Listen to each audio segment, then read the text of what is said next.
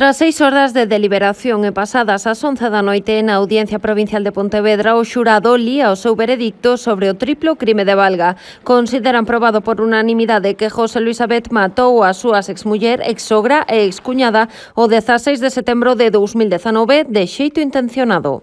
Por lo anterior, los jurados encontramos al acusado, José Luis Abet Acuete, culpable por unanimidade, haber dado muerte intencionadamente a su ex-esposa Sandra, haber dado muerte intencionadamente a María Elena, haber dado muerte intencionadamente a Alba.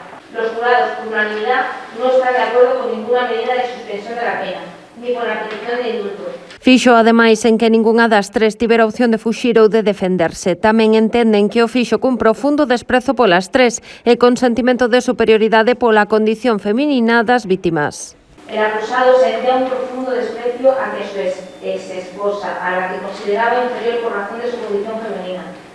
La llamaba y le enviaba mensajes amenazantes y decidió matarla como acto de imposición y dominación. Ademais, os membros do xurado viron responsabilidade clara de José Luis Abet nas lesións psíquicas causadas aos seus fillos que presenciaron o triplo crime e desbotaron a posibilidade de que o autor confeso actuara coas súas facultades mentais alteradas ou nun estado de arrebato e obcecación.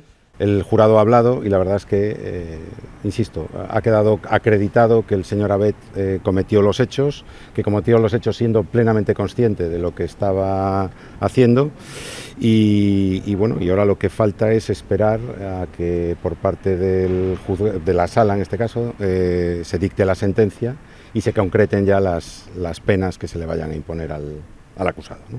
Abet tamén foi considerado culpable dun delito de tenza ilícita de armas. Tras escoitar o veredicto, a Fiscalía e as acusacións particular e popular solicitaron para ele a prisión permanente revisable. O xuízo que se celebrou a porta pechada para protexer os menores quedou visto para a sentenza.